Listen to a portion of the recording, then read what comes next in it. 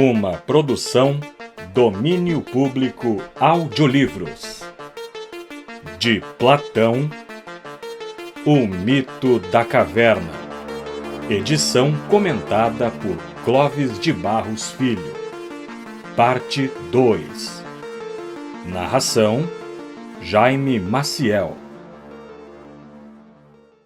Antes de começar o vídeo, curta, compartilhe.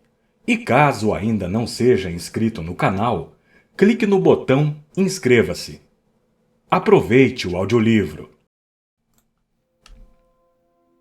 Que seja, portanto, a primeira disciplina que haveremos de impor. Vamos ver agora se nos convém outra ciência que se prende à primeira. Qual? Talvez você pretenda falar da geometria. Exatamente. Útil sem dúvida, para a guerra. De fato, há muita diferença entre ser perito em geometria ou não para a finalidade de estabelecer o local de um acampamento, tomar posição, estreitar ou alargar fileiras e executar todas as outras manobras em campo de batalha e em marcha.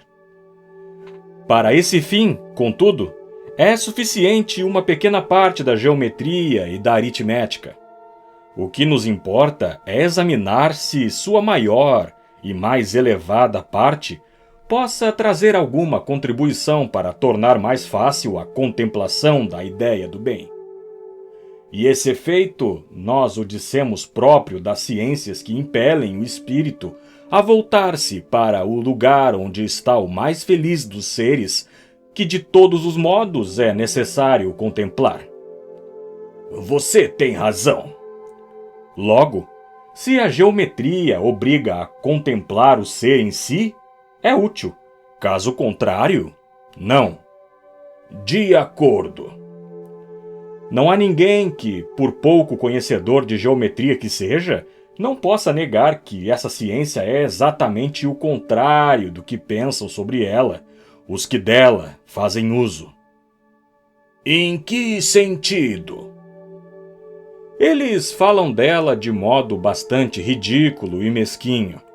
Sem jamais perder de vista os usos práticos, falam em traçar quadrados, em partir de uma dada linha, em apresentar outros elementos e assim por diante. Em vez disso, essa disciplina deve ser cultivada inteira e exclusivamente para o conhecimento. Exatamente. Não conviria admitir também outra coisa? Qual? Que se deve estudar a geometria para conhecer o ser em si, e não o que nasce e morre. Por certo, a geometria é realmente conhecimento do ser imutável.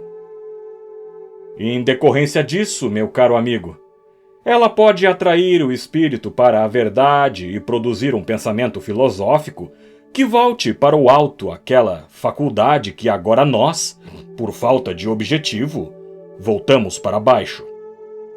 Sim, sem dúvida é possível. Por isso, envidaremos todo o esforço para que os cidadãos de nosso belo estado não negligenciem de modo algum a geometria, porque até suas vantagens secundárias não são de pouca valia. E quais seriam? Aquelas que você mesmo lembrou, referindo-se à guerra e todas as disciplinas. A geometria proporciona facilidade em aprendê-las e subsiste total diferença entre aquele que a conhece e aquele que não. Realmente, total, por Zeus! Devemos, portanto, impor aos jovens também essa segunda disciplina? Devemos.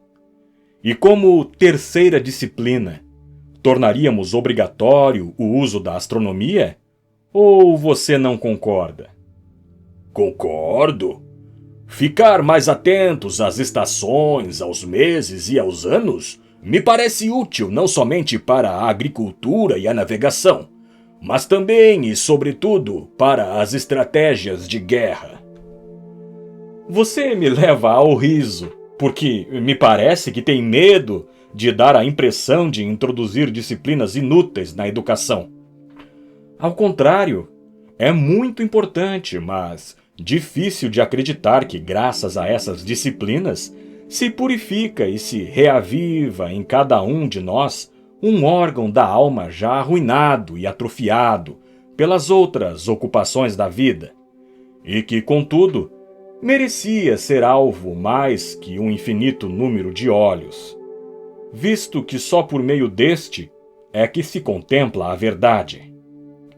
Por isso, aqueles que pensam como você o aprovarão sem hesitar, enquanto os ignorantes, provavelmente, haverão de pensar que você só diz bobagens. Sendo assim, não vislumbram qualquer outra utilidade senão aquela prática.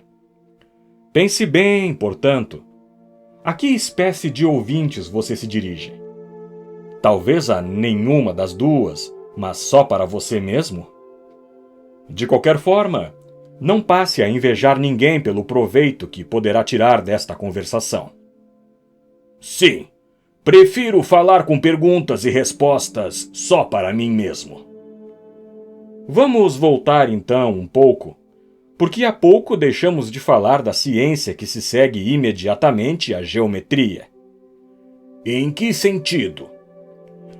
Depois das figuras planas, passamos a considerar os sólidos em movimento antes de compreender a natureza deles. Parece-me correto, contudo, estudar a terceira dimensão logo após a segunda, a que diz respeito aos cubos e aos objetos que possuem uma profundidade. É verdade, Sócrates, mas me parece que uma ciência dessas não tenha sido ainda descoberta. Por dois motivos. Nenhum estado dá o devido apreço. Já as pesquisas se arrastam, porque são difíceis, e os estudiosos necessitam de um guia, sem o qual frustrados são seus esforços para descobrir qualquer coisa. Um guia desses dificilmente se encontra, e mesmo que houvesse um, os estudiosos dessa disciplina são por demais presunçosos para se deixarem dirigir. Pelo contrário, se o Estado inteiro colaborasse com esse guia, premiando suas pesquisas, essas pessoas se mostrariam dóceis e os resultados de pesquisas conduzidas de modo constante e enérgico haveriam de aparecer.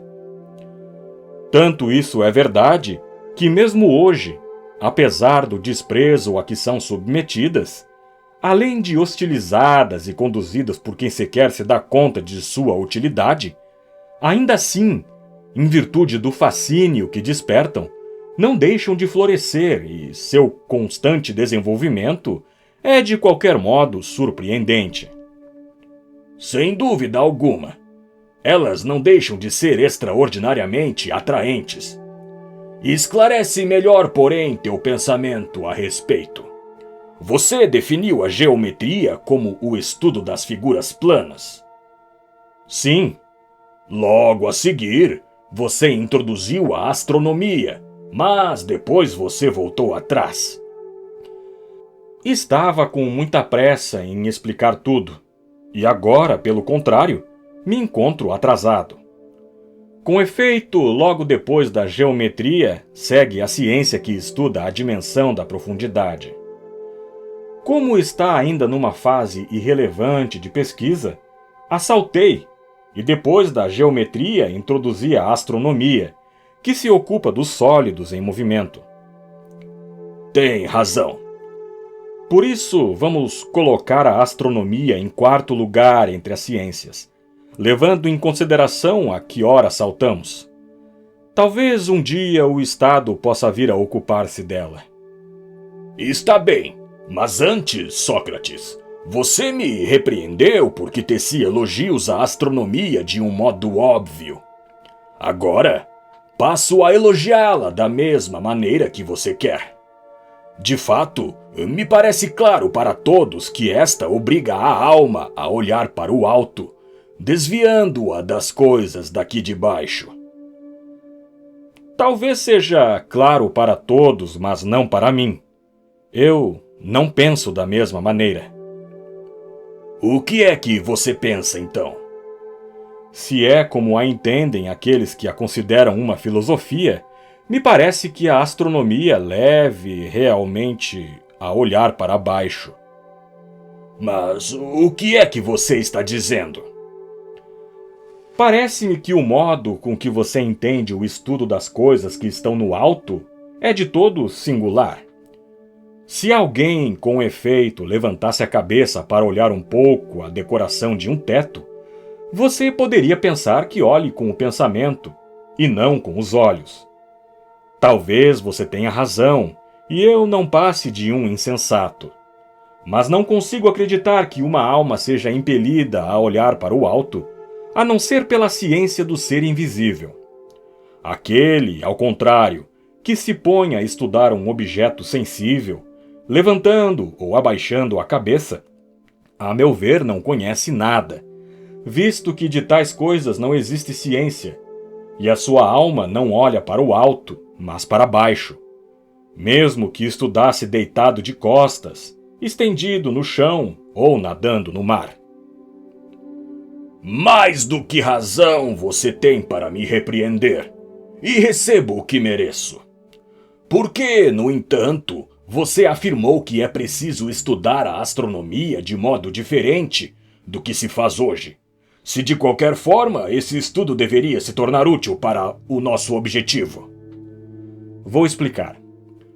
Admirem-se estes ornamentos do céu como os mais belos e os mais exatos entre todos que possam ser fixados numa tela visível. Cumpre, no entanto, dizer que são inferiores aos verdadeiros, segundo os quais a verdadeira velocidade e a verdadeira lentidão se movem em direção recíproca e movem os objetos que contêm, respeitando o verdadeiro número e todas as verdadeiras figuras. Tudo isso escapa à vista e só pode ser captado com a razão e com o pensamento. Você não acha que seja assim? Sim. Convém, pois, servir-se do bordado celeste como de um modelo para aprender os fenômenos invisíveis. Vamos supor que sejam descobertos desenhos valiosíssimos feitos por Dédalo, ou por outro grande artista. Um perito em geometria, se os visse, poderia julgá-los obras-primas, mas lhe pareceria absurdo estudá-los seriamente com a intenção de extrair deles o igual, o duplo ou qualquer outra relação numérica. Certamente seria absurdo. E você não acha que um verdadeiro astrônomo haveria de pensar a mesma coisa, olhando os movimentos dos astros? Ele os haverá de considerar como obra do Criador do céu e dos astros que neles infundiu toda a beleza possível. Mas você não acha que, segundo ele, seria absurdo considerar a relação da noite com o dia, do dia com o mês, do mês com um ano, aquela dos astros com os outros astros como fenômenos imutáveis, ainda que corpóreos e visíveis? Não seria igualmente absurdo, segundo ele, procurar a qualquer custo descobrir neles a verdade? Ao escutar essas palavras que você profere, me convenço disso também. Portanto, vamos estudar a geometria e a astronomia para resolver problemas específicos. Vamos deixar de lado os fenômenos celestes se quisermos realmente nos ocupar da astronomia e tirar algum proveito da parte naturalmente inteligente da alma que antes estava inutilizada. Com isso, me parece que você atribui à astronomia uma função muito mais árdua do que a atual. Eu sou de opinião que, se quisermos ser bons legisladores, o mesmo deveremos fazer com relação às outras ciências. Você teria condições agora de se lembrar de outra ciência que nos é útil? Não. Pelo menos assim, de repente. Entretanto, ao que me parece, o movimento não apresenta um tipo único, mas vários. Um sábio poderia talvez enumerá-los todos, mas aqueles evidentes são também para nós dois. Quais? Aquele que já falei, e seu correspondente. Isso é? Parece que, assim como os olhos são destinados para a astronomia, assim os ouvidos são destinados para os movimentos da harmonia. Desse modo, a astronomia e a música são irmãs, como dizem os discípulos de Pitágoras, com os quais também nós, Glauco, concordamos. Ou não? Sim. Logo, dada a importância da questão, vamos pedir a eles um parecer sobre isso e sobre outras coisas também. Nós haveremos de conservar, porém, nossa opinião. Qual? Velar para que nossos discípulos não sejam levados a estudar coisas imperfeitas, que não sejam direcionados para o objetivo a que devem convergir todas as nossas esperanças, como acabamos de dizer ao tratar da astronomia. Ou você ignora, por acaso, que também da harmonia se faz o uso semelhante? Que esforço inútil o de medir as consonâncias audíveis e as relações entre os sons! Pelos deuses, é realmente ridículo. Esses músicos ficam falando de tons internos e apuram os ouvidos como se fosse para ouvir um vizinho de casa. Alguns sustentam que entre dois sons se pode ouvir um som intermediário, que seria o intervalo menor, com o qual é preciso medir todos os demais. Seus adversários rebatem, ao contrário, que este som é semelhante aos outros dois. De qualquer modo, ambas as partes antepõem o ouvido ao pensamento. Você fala desses bons músicos que apertam e atormentam as cordas dos instrumentos, torcendo-as com as cravelhas. Não pretendo delongar-me ao recordar os golpes de arco, os impropérios quando as cordas não emitem sons ou emitem outros que não querem.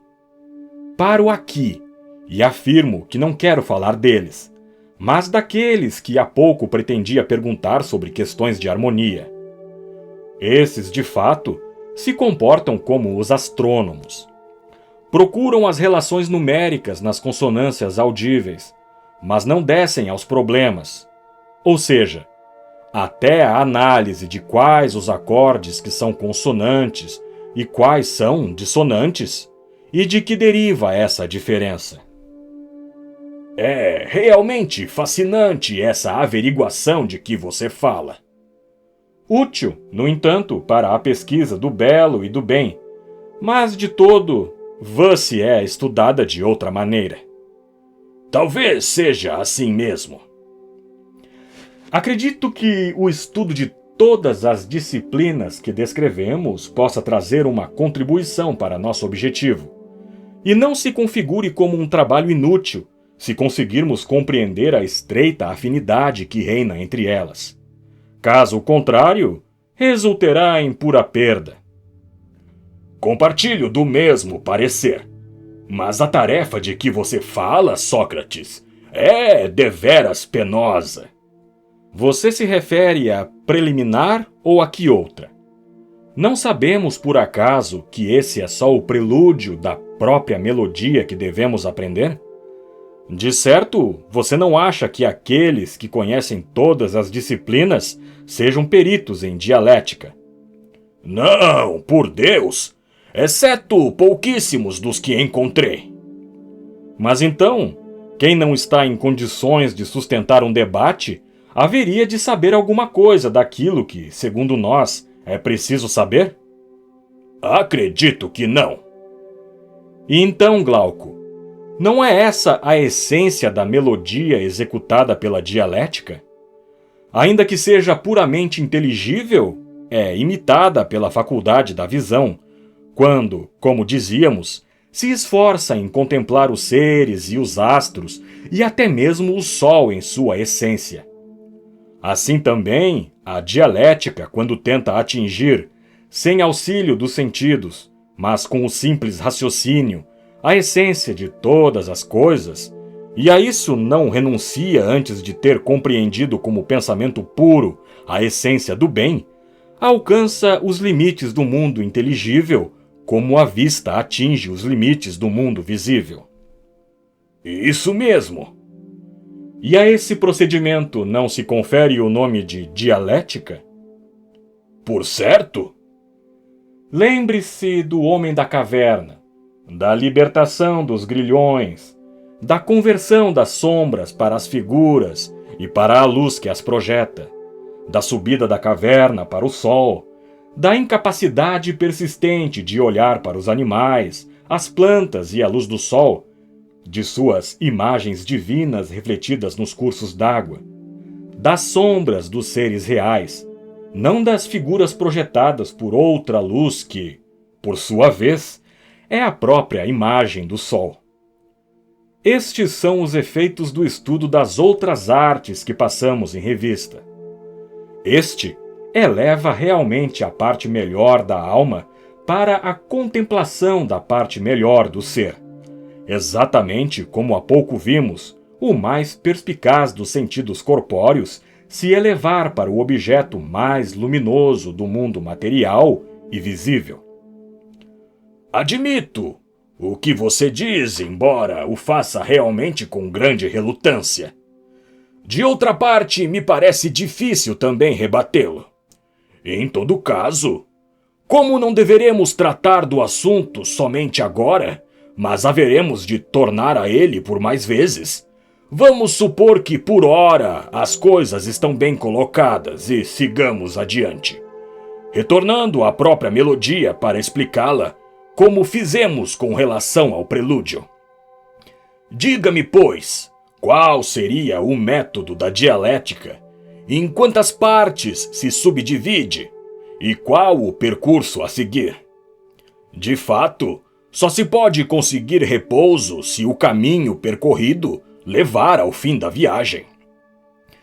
Quanto a mim, o entusiasmo não me falta. Mas você, caro Glauco, estaria ainda em condições de me seguir?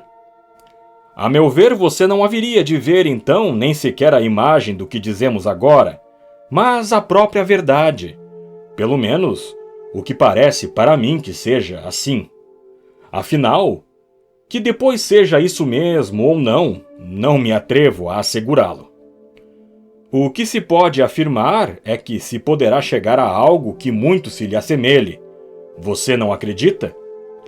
Por certo. Certamente se poderia também demonstrar que só a dialética é capaz de revelá-lo a um perito nas disciplinas que passamos em revista, tornando-se impossível por qualquer outra via? Sim, podemos afirmar também isso. Então, ninguém haveria de nos contradizer se afirmarmos que não há outra via para compreender a essência de cada coisa, pois que todas as outras artes se referem às opiniões e aos desejos humanos, ou à produção e à fabricação, ou à conservação dos produtos naturais e artificiais. As outras disciplinas de que falamos, a geometria e as outras correlatas, captam alguma coisa do ser, mas parece como que cochilam, pois são incapazes de ver em estado de vigília, enquanto mantiverem imutáveis as hipóteses de que deles se servem sem poder explicá-las. Aquele que se funda em princípios que não conhece e coloca junto o que ignora nas passagens intermediárias e nas conclusões, como poderia transformar em ciência um semelhante aglomerado de coisas? É realmente impossível. Logo, somente o método dialético segue essa direção, relegando as hipóteses em direção ao próprio princípio para encontrar a própria justificativa, arrancando realmente aos poucos os olhos da alma do atoleiro em que estavam mergulhados e, dirigindo-os para o alto, servindo-se das artes que mencionamos como auxiliares e companheiras. Muitas vezes, pelo hábito, as designamos de ciência, mas a elas cabe outro designativo, mais claro de opinião, mas mais obscuro que o de ciência. Acima, em algum lugar, nos servimos da expressão pensamento discursivo. Acredito, no entanto, que não compense discutir sobre designativos a propósito de assuntos tão importantes como os nossos. Por certo, não. Deverá bastar-nos aquele designativo que indique, com clareza, o nosso pensamento. Sim.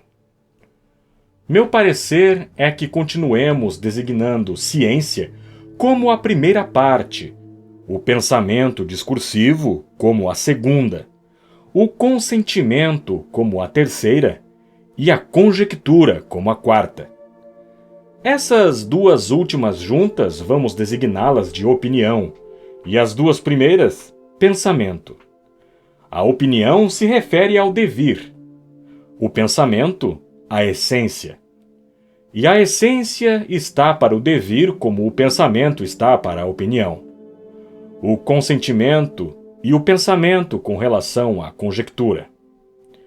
Para não multiplicar nossa discussão mais ainda que antes, vamos deixar de lado, Glauco, o modo de dividir em duas espécies o gênero dos objetos que caem sobre a alçada da opinião e dos que se referem ao inteligível.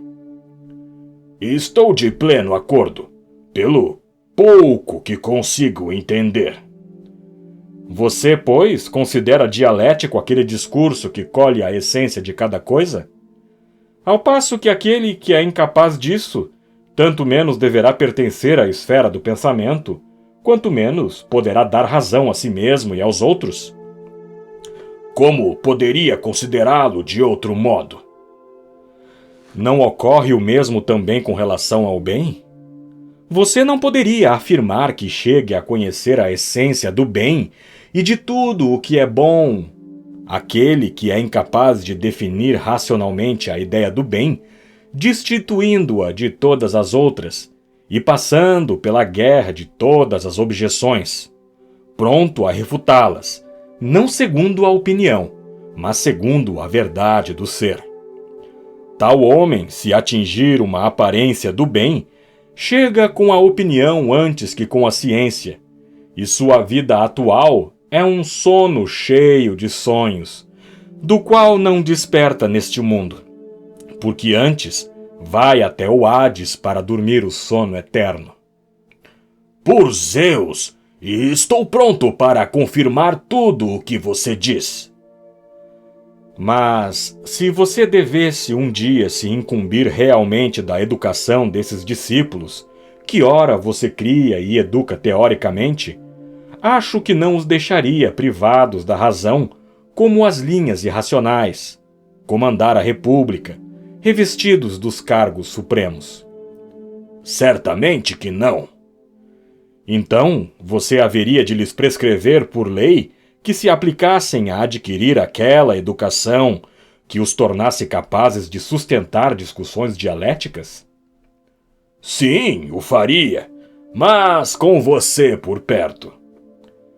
Parece-lhe, pois, que a dialética seja para nós como o coroamento das outras ciências, e que não exista nenhuma outra que possa ser colocada mais alto ainda. Ao contrário, que estaria no vértice de todas as demais? Acredito que sim. Falta ainda, portanto, resolver a quem e de que modo conferiremos essas disciplinas. Claro. Você se lembra quais os governantes que primeiramente escolhemos? Como não? Pois bem, você deve se convencer que também, sob todos os outros aspectos, é preciso escolher pessoas como aquelas, as de mais têmpera, as mais corajosas e, se possível, as mais belas. Além disso, é preciso procurar não somente as pessoas nobres e severas, mas também as adaptadas a uma educação deste tipo. O que você pretende dizer? É preciso que tenham uma mente ágil, à disposição para aprender, porque nos estudos difíceis a gente se cansa muito mais do que nos exercícios de ginástica. E o cansaço é tanto mais tedioso quanto menos é condividido pelo corpo. Isso é verdade. É preciso procurar uma pessoa rica de memória, constante e infatigável. Do contrário, Quem você acha que gostaria de submeter-se ao esforço físico e ainda levar ao bom termo um estudo de tamanha exigência? Ninguém, a menos que não tenha deveras disposição excepcional.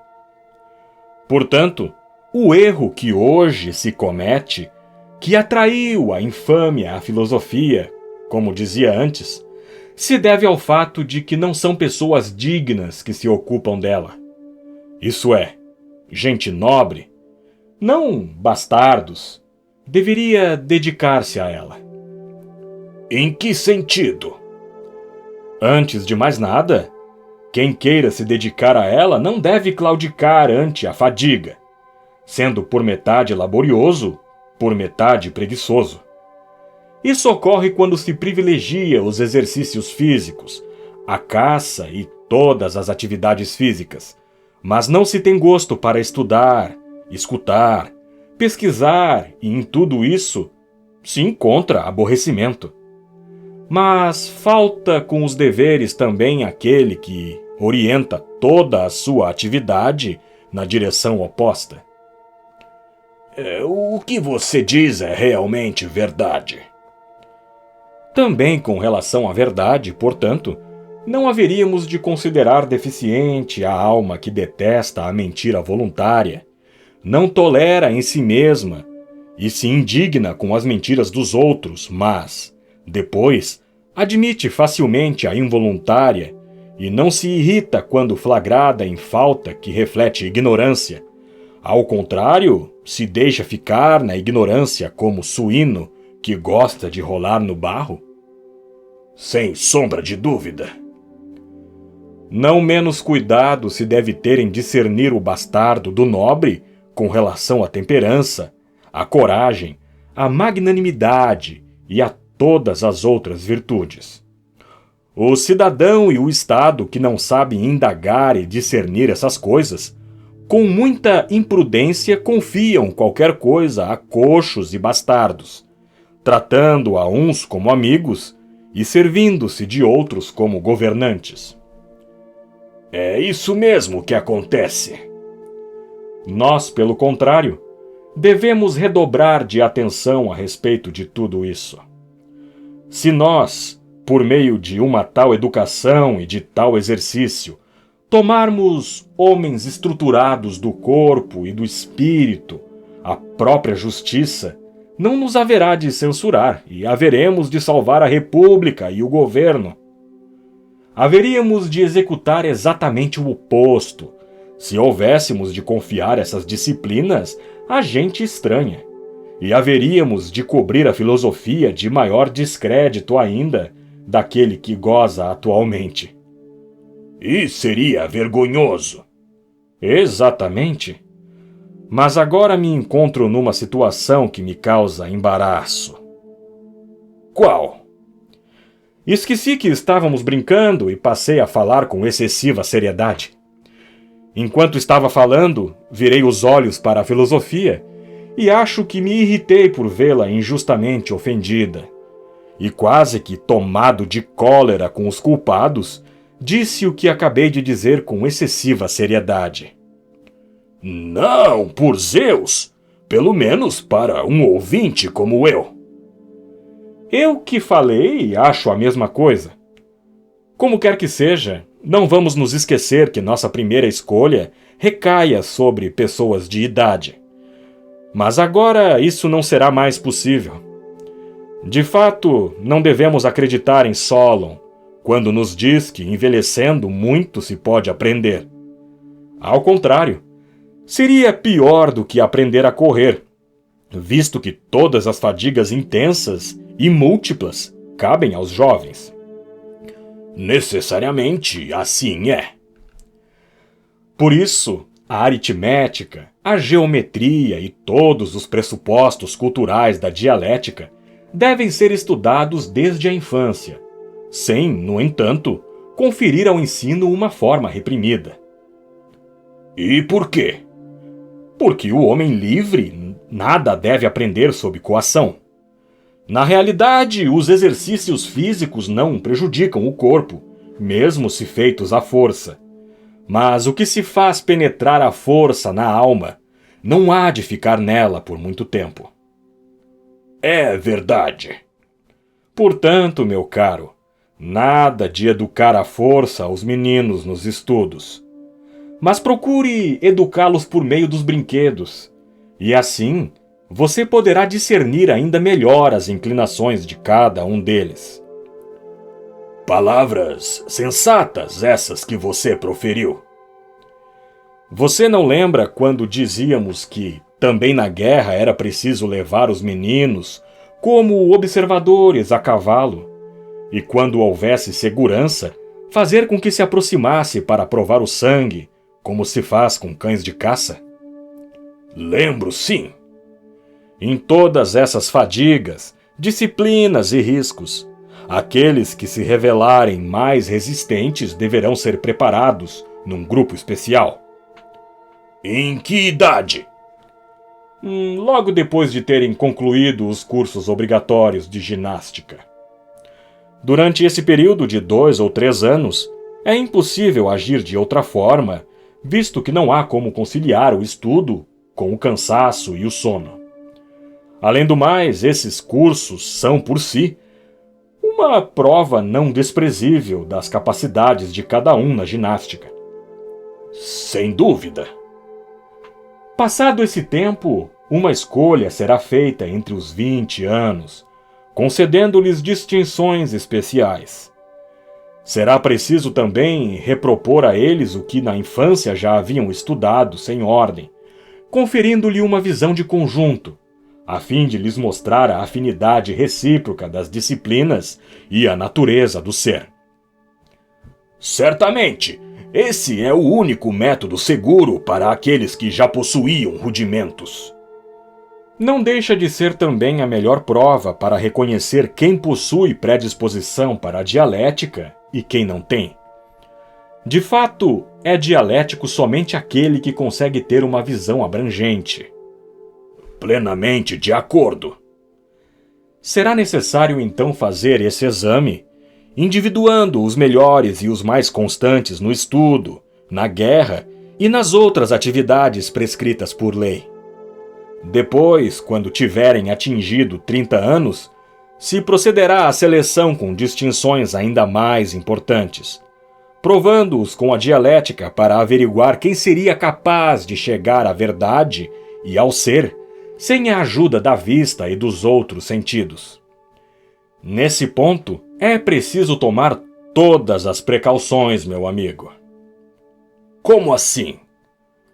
Você não se deu conta de quão defeituoso é o método dialético atual? Em que sentido? É uma confusão total. Isso é verdade. Não lhe parece, portanto, que aqueles que se ocupam dele se encontrem numa situação embaraçosa e sejam dignos de compaixão? Como assim? Acontece com eles o mesmo que ocorre com um filho ilegítimo, criado em meio a grandes riquezas, no seio de uma família ilustre e poderosa, rodeado por aduladores. Uma vez adulto, percebe que seus pais não são aqueles que o criaram, mas não encontra os verdadeiros. Você teria condições de me dizer como haverá de se comportar com os aduladores e com seus pais de adoção antes e depois de chegar a saber que havia sido adotado? Você quer saber a minha opinião a respeito? Claro que quero. Suponho que haveria de honrar seu pai, sua mãe e seus supostos parentes mais que os aduladores. Menos facilmente haveria de suportar vê-los em necessidade. Se esforçaria para não ofendê-los por palavras ou por seu comportamento e haveria de obedecer nas coisas mais importantes a eles do que aos bajuladores. Assim haveria de agir, enquanto desconhecesse a verdade. É provável. Uma vez descoberta a verdade, suponho que haveria de demonstrar menor atenção e menor respeito para com os supostos pais do que para com os aduladores.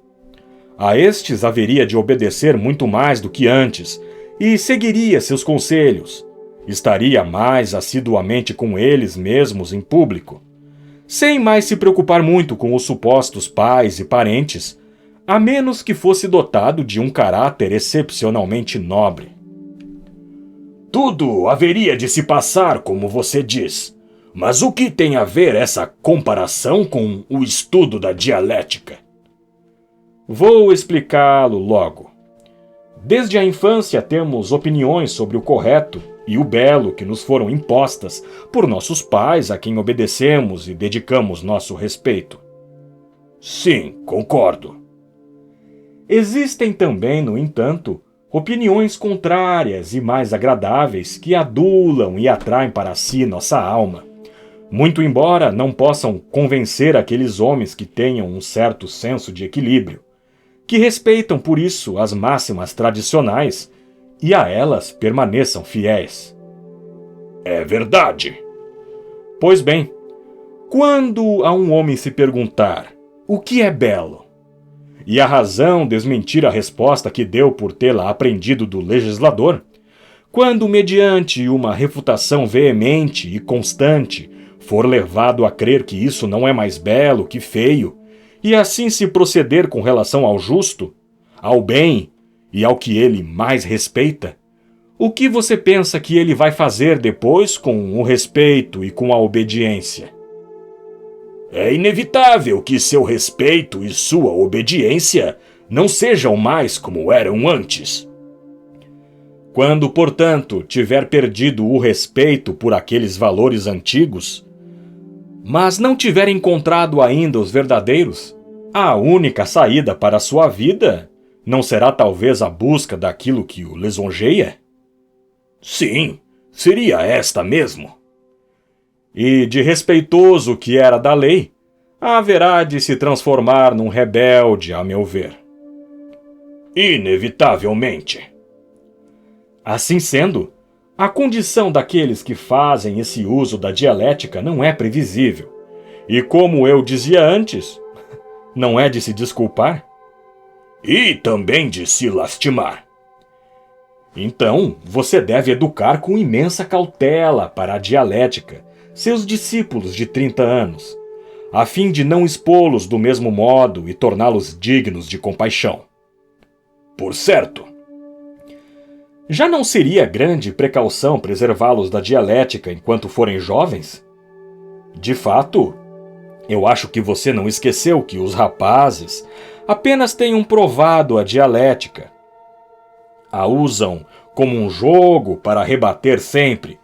Imitam os contraditórios e eles próprios contradizem outros, comprazendo-se em puxar e morder, como fazem os cãezinhos com os que deles se aproximam. E sentem um imenso prazer agindo dessa forma. Após tantas disputas, de que ora saem vencedores, horas vencidos, acabam por cair numa desconfiança total com relação a tudo o que antes acreditavam. E, em decorrência, junto deles cai em descrédito diante dos outros toda a filosofia. Mais do que verdade. Um homem de idade mais madura, porém, não haveria de incorrer em semelhante loucura. Pelo contrário, haveria de imitar quem quiser discutir e procurar a verdade, antes que brincar e contradizer por diversão. Agindo desse modo, ele mesmo se mostrará mais equilibrado e tornará sua profissão estimada e não desprezada. Correto. Mesmo tudo o que eu disse antes foi ditado pela precaução de não admitir a dialética, o primeiro que se apresenta, destituído de talento, mas somente os de caráter disciplinado e constante. Perfeitamente de acordo. Por isso, seria suficiente conceder à dialética uma aplicação assídua e enérgica, sem fazer outra coisa. A esse curso corresponderia ao que se fazia antes com a ginástica, durando o dobro. 6 ou 4 anos, a seu ver? Mais ou menos. Fiquemos com 5. Depois disso, você obrigaria a seus discípulos a descer novamente, naquela caverna para tratar de coisas de guerra, e cumprir todas as provas destinadas aos jovens, a fim de que sua experiência não seja inferior à dos outros. E em todas essas ocupações, é necessário submetê-los à prova para ver se haverão de permanecer firmes contra qualquer tentação, ou não cumprimento de seus deveres, por pouco que seja. Quanto tempo haveriam de durar essas provas? 15 anos. Ao chegar aos 50 anos, deverão ser selecionados aqueles poucos que se destacaram em todas as atividades práticas e em todas as disciplinas. É preciso obrigá-los a abrir os olhos da alma e voltá-los para o ser que tudo ilumina. E depois de terem visto a essência do bem e usando-a como modelo, devem se tornar guias por turno do Estado e dos cidadãos privados e ainda de si mesmos pelo resto de sua existência. Eles deverão se dedicar sobretudo à filosofia, mas ao chegar o turno deles, deverão se empenhar a fundo nas tempestades da política e do governo do Estado, convictos de que estão exercendo não algo de belo, mas de necessário, e assim prepararão outros, deixando a República nas mãos de outros defensores, e por fim, irão habitar nas ilhas dos bem-aventurados. O Estado, por sua vez, lhes erigirá monumentos e lhes oferecerá sacrifícios públicos, como a deuses tutelares, se o oráculo de Pitya o aprovar, caso contrário, como a homens bem-aventurados e divinos. Você, Sócrates, tornou esses governantes belíssimos, como faz um escultor com suas estátuas. E também as governantes, Glauco. Não pense que minhas palavras se refiram mais aos homens que às mulheres. Pelo menos a todas aquelas que possuem os predicados indispensáveis. É justo, se devem, como dissemos, participar de todas as ocupações dos homens. E agora, vocês não admitem que no tocante ao governo do Estado, não expressamos simples anseios, mas propostas difíceis, embora realizáveis? Somente, no entanto, da maneira em que foi dito, isso é, quando os verdadeiros filósofos, muitos ou um somente, tomarem o poder no Estado e desprezarem as honrarias atuais, considerando-as mesquinhas e vãs, pelo contrário, tiverem em elevada estima a correção e as honras dela decorrentes, considerarem a justiça como o valor supremo e indispensável, colocarem-se a seu serviço para torná-la mais vigorosa e organizarem seu Estado da maneira seguinte. Isso é? Haverão de mandar para o campo todos os cidadãos acima de 10 anos. Haverão de manter seus filhos distantes dos atuais costumes dos pais. Haverão de educá-los, segundo seus costumes e suas leis, que serão as que propusemos acima.